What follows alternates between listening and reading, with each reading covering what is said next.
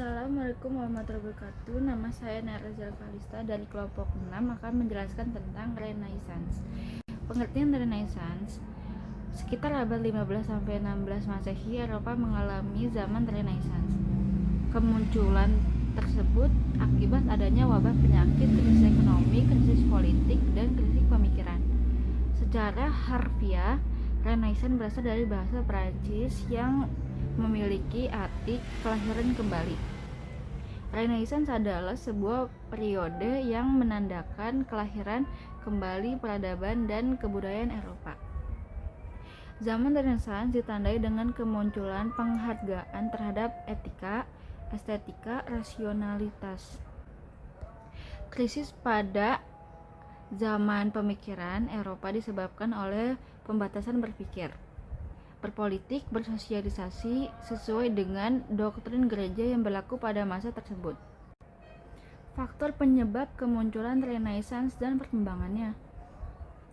Faktor 1. Pendidikan hanya diberikan kepada sekolah gereja untuk calon pendeta. 2. Peran uskup dan paus yang ikut campur dalam urusan politik dan pemerintahan. 3. Kehidupan manusia Eropa didominasi oleh gereja. 4. Adanya anggapan bahwa kepentingan duniawi hanyalah perihal yang sia-sia. Perkembangannya, Renaissance bermula dari kesuksesan masyarakat Italia dalam mengelola bidang politik, ekonomi, sosial, dan budaya pada awal 15 Masehi. Dampak Renaissance: 1. Munculnya berbagai inovasi dalam ilmu pengetahuan. 2. Berkembangnya ilmu filsafat. 3. Runtuhnya dominasi gereja terhadap tatanan masyarakat Eropa. 3. Munculnya paham kapitalisme liberal dan materialisme. 4. Pedagang dan pengusaha memegang peran penting dalam tatanan sosial, ekonomi, dan politik masyarakat Eropa. Tokoh penting dalam Renaissance: 1. Leonardo da Vinci. 2. Francis Bacon. 3. Galileo Galilei. 4. René Descartes. 5. Patres. Sekian, terima kasih ya. Hai semuanya, perkenalkan nama aku Nadine Aulia Budiman dari kelas 11 IPS 1. Di sini aku bakal menjelaskan tentang merkantilisme. Pengertian merkantilisme. Merkantilisme merupakan sistem ekonomi yang bertujuan untuk melakukan aktivitas ekspor sebanyak mungkin demi mendapatkan emas atau logam. Merkantilisme merupakan negara yang berusaha untuk mengoptimalkan aktivitas perdagangan dalam rangka mendapatkan keuntungan yang melimpah. Istilah merkantilisme sendiri berasal dari bahasa Latin mencari, yang berarti untuk mengadakan pertukaran, yang berakar dari kata mers, berarti komoditas. Merkantilisme adalah suatu teori ekonomi yang menyatakan bahwa kesejahteraan suatu negara hanya ditentukan oleh banyaknya aset atau modal yang disimpan oleh negara yang bersangkutan, dan bahwa besarnya volume perdagangan global teramat sangat penting.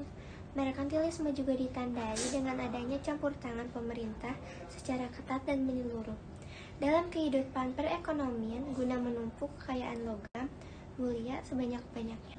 Aset ekonomi atau modal negara dapat digambarkan secara nyata dengan jumlah kapital, mineral berharga, terutama emas maupun komoditas lainnya, yang dimiliki oleh negara, dan modal ini bisa diperbesar jumlahnya dengan meningkatkan ekspor dan mencegah impor, sehingga neraca perdagangan dengan negara lain akan selalu positif.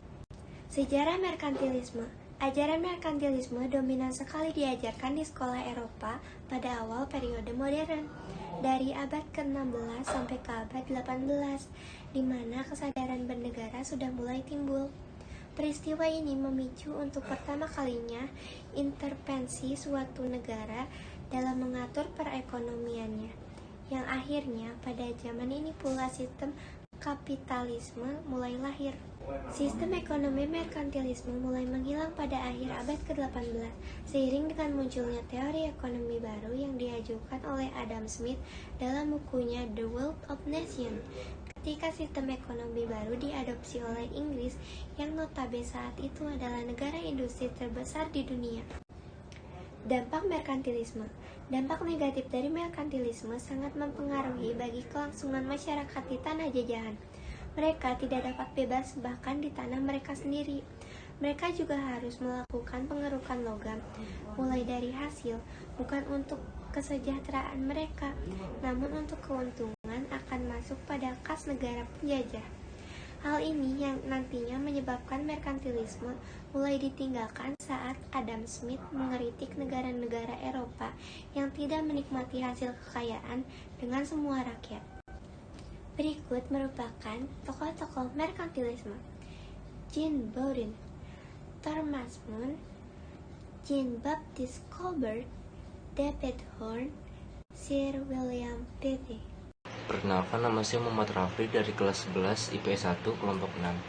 Saya akan menjelaskan tentang reformasi gereja. Pengertian reformasi gereja. Reformasi gereja di Eropa tidak terlepas dari gagasan Renaissance yang mulai berkembang di Italia pada awal abad ke-15 Masehi. Liberalisme dan humanisme berusaha untuk meruntuhkan dominasi gereja dari tatanan kehidupan masyarakat Eropa. Reformasi gereja adalah upaya untuk melakukan perubahan ajaran kekristenan agar sesuai dengan Alkitab. Reformasi gereja di Eropa berlangsung pada pertengahan abad ke-15 Masehi. Sejarah reformasi gereja dipelopori oleh Martin Luther pada tahun 1483 sampai 1548 yang merupakan seorang pastor dari profesor di Universitas Wittenberg, Jerman. Martin Luther pada tahun 1517 mengeluarkan 95 tesis yang berisikan protes terhadap konsep pengampunan dosa atau indulgensi yang dilaksanakan oleh Paus. Oleh Martin Luther di berbagai pintu gereja di Wittenberg. Peristiwa tersebut merupakan awal mulai dari gerakan reformasi gereja di Eropa. Gerakan protes dari Martin Luther mendapatkan reaksi yang keras dari pihak gereja pada tahun 1521. Gereja melakukan pengucilan terhadap Martin Luther. Pengucilan Martin Luther tidak membuat gerakan reformasi gereja surut. Gerakan Martin Luther yang mendapatkan dukungan dari pemimpin Jerman mampu meruntuhkan kekuasaan Paus di wilayah Jerman. Untuk mengganti gereja lama, Martin Luther mendirikan gereja Lutheran yang menjadi gereja negara Jerman. Reformasi gereja juga berkembang di negara-negara Eropa lain. Menurut buku sejarah pemikiran reformasi pada tahun 1997, karya Alistair McGrath, John Calvin dari Prancis pada tahun 1509 sampai 1564 memimpin sebuah ajaran bernama Calvinis yang pengikutnya berasal dari Belanda, Inggris, dan Skotlandia. Selain itu, muncul pula ajaran Anglinisme yang dipimpin oleh Raja Henry VIII Tudor di Inggris. Dampak reformasi gereja. Reformasi gereja di Eropa memberikan dampak sebagai berikut. Terbelahnya agama Kristen menjadi beberapa aliran, timbulnya pembaharuan tatanan sosial, ekonomi, politik, dan budaya pada awal abad ke-16 Masehi. Runtuhnya pengaruh kekuasaan Paus di negara-negara besar Eropa, munculnya gerakan misionaris untuk menyebarkan agama Kristen ke seluruh penjuru dunia. Tokoh-tokoh reformasi gereja dapat dilihat di bawah ini. Di antaranya adalah Martin Luther, Erasmus, Desiderius, Heterodamus, Ulrich Zwingli, John Calvin, John Knox, dan John Wycliffe. Assalamualaikum warahmatullahi wabarakatuh. Nama saya Mutiara Putri Sasabila dari 11 IPS 1. Di sini saya akan menjelaskan tentang materi Aufklärung. Apa itu Aufklärung? Aufklärung adalah zaman pencerahan di kawasan Eropa yang terjadi setelah abad pertengahan berakhir. Masa Aufklärung meliputi abad ke-18, dalam bahasa Inggris sendiri yaitu Enlightenment. Nama tersebut diberikan pada masa itu sebab manusia saat itu tengah mencari cahaya baru dalam rasionya. Aufklärung memiliki semboyan sendiri yaitu sapere aude yang diartikan sebagai hendaklah Anda berani berpikir sendiri. Masa Aufklärung ini merupakan tahap baru di dalam proses emansipasi kaum barat yang dimulai sejak masa reformasi dan renaissance.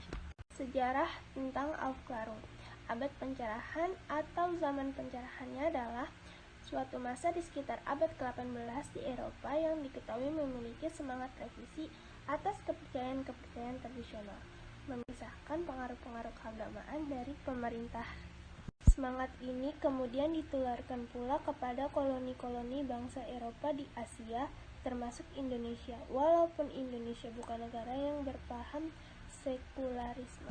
Zaman Masehi terjadi sekitar pada tahun 1687 sampai 1789 Masehi. Dampak yang ditimbulkan dari terjadinya Aufklärung sangat-sangat besar. Salah satunya di Prancis terjadi revolusi yang bersejarah karena pemerintah yang tidak bisa menyikapi zaman dan ide dari Aufklärungnya sendiri, di mana paham-paham baru tumbuh subur semakin dengan bebasnya masyarakat untuk berpikir seperti rasionalisme, empirisme, kantianisme, idealisme, positisme, dan masih banyak lainnya.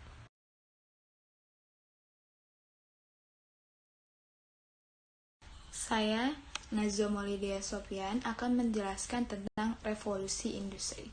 Revolusi industri adalah perubahan secara besar-besaran di bidang pertanian, manufaktur, pertambangan, transportasi, dan teknologi, di mana industri berubah dari proses yang membutuhkan pekerja berjumlah banyak dan dilakukan secara manual menjadi proses yang dikerjakan secara massal oleh mesin.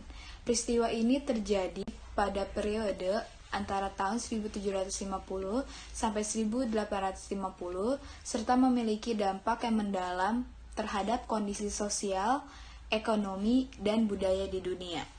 Sejarah revolusi industri. Revolusi industri dimulai akhir abad ke-18 di mana terjadinya peralihan dalam penggunaan tenaga kerja di Inggris yang sebelumnya menggunakan tenaga kerja hewan dan manusia, yang kemudian digantikan oleh penggunaan mesin yang berbasis manufaktur. Periode awal dimulai dengan dilakukannya mekanisme terhadap industri tekstil, perkembangan teknik pembuatan besi, dan peningkatan penggunaan batu bara. Ekspansi perdagangan turut dikembangkan dengan dibangunnya terusan perbaikan jalan raya dan rel kereta api. Adanya peralihan dari perekonomian yang berbasis pertanian ke perekonomian yang berbasis manufaktur menyebabkan terjadinya perpindahan penduduk besar-besaran dari desa ke kota dan pada akhirnya menyebabkan pembengkakan populasi di kota-kota besar di Inggris. Awal mula revolusi industri masih diperdebatkan. Dampak revolusi industri yang pertama di bidang ekonomi, contohnya ketersediaan barang melimpah dengan harga yang murah. Yang kedua di bidang sosial, contohnya munculnya golongan perusahaan dan golongan buruh. Yang ketiga di bidang politik, contohnya munculnya dan berkembangnya gerakan sosialis. Revolusi industri, yang pertama ada mesin pemintal benang oleh James Hargreaves, yang kedua ada mesin tenun oleh Edmund Cartwright, yang ketiga ada cap silinder oleh Thomas Bell, yang keempat ada pesawat telepon oleh Graham Bell, yang kelima ada kapal uap oleh Richard Trevithick, yang keenam ada kapal kincir oleh Symington, yang ketujuh ada pesawat terbang oleh Wilbur Wright, yang kedelapan ada alat pemisah kapas oleh Whitney, yang kesembilan ada mesin uap oleh James Watt, yang ke-10 ada kumparan terbang oleh John Kay.